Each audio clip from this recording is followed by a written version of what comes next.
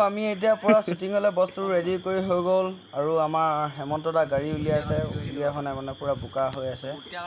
আৰু আহি ভাবিলোঁ বাইকত যিহেতু তেল নাই সুমন দা দোকানৰ পৰা বাইকত তেল ভৰাই লওঁ আৰু বাকীখিনি অহা নাই আৰু আমাৰ চিনেমাখনৰ মেইন বস্তুটোৱে হৈছে এইটো আপোনালোকে দেখিছে ড্ৰাগছ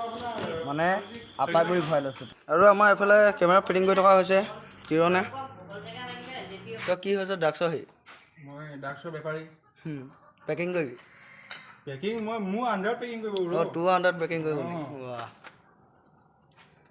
আৰু দিবাকৰ আহি পাই গ'লহি এতিয়া এইফালে হেমন্তদা আহি আছে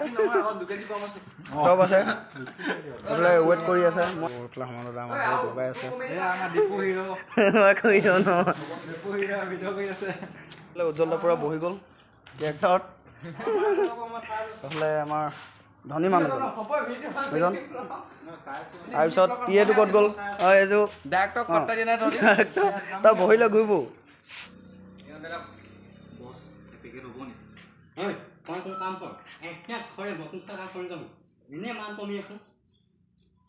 আৰু আমাৰ কিৰণে শ্বুটিঙৰ মাজতে গৈ ওপৰত উঠি ল'লে বোলে ওপৰৰ পৰা শ্বৰ্ট এটা লওঁ বোলে ভাল লাগিব